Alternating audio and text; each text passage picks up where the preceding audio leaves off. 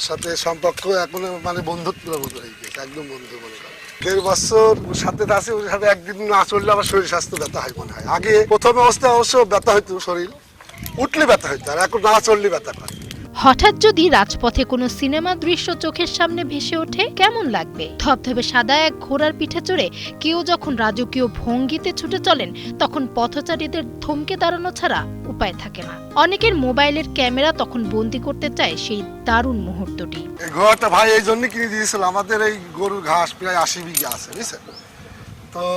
80 বিঘা এক মাঠে না, চারিদিকে আছে। হ্যাঁ, তো হাইটি যাওয়া, হাইটি দেখার মাঠে তার মোটরসাইকেল নিয়ে যাওয়া যায়। তো ভাই ওই হিসাব করে ভাই ঘোড়াটা কিনে পাঠাইছে। তা এখন এই ঘোড়া নিয়ে ধরেন মাঠটা দেখা হয়, তো এখন মোটরসাইকেলও চড়তে পারবো না, বুঝছেন। এখন এই ঘোড়ায় দেখে যাই, আবার লাগায় যায় ঘোড়ালি, সোমানায় যায় ঘোড়ালি। আমার এলাকায়ও যদি ইউনিয়নে ঘুরি, বাড়াদি ইউনিয়নে, তাহলে ঘোড়া নিয়ে ঘুরি। মালয়েশিয়ায় দীর্ঘ প্রবাস জীবন শেষে গ্রামে ফিরে দুই ভাই গড়ে তুলেছিলেন গরুর খামার।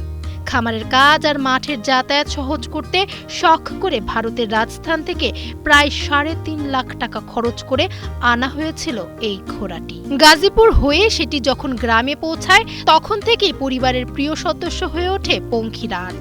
এটা হলো রাজস্থান থেকে আনা, রাজস্থান থেকে গাজীপুর, গাজীপুর থেকে বাড়াদি। ওই সময় কিনা ছিল আপনার হচ্ছে 3,34,000 টাকা পড়ছিল, গাড়ি ভাড়া টাড়া দিয়ে, বুঝছেন। খায় হলো গরু যা খায় ও তাই খায়, ঘাস মাস সবই খায়, স্বাভাবিক খাবার। হ্যাঁ, তারপরে আপনার একটু এক্সট্রা ছোলা খাওয়ায়।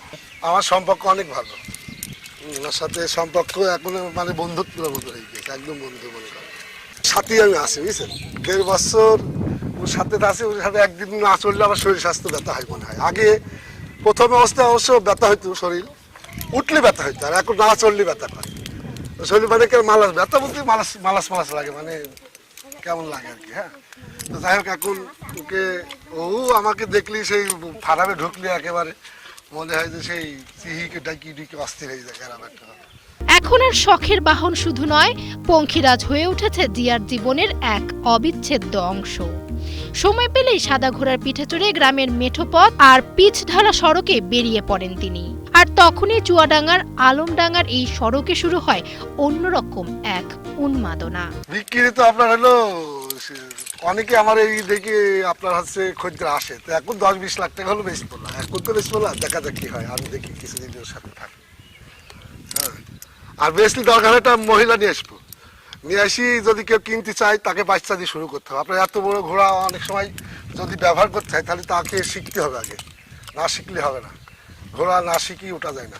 সিনেমার পর্দা ছাড়িয়ে বাস্তবের মেঠো পথ জুড়ে ছুটে চলা পঙ্খিরাজ আর জিয়া যেন রূপকথার কোনো জীবন্ত চরিত্র।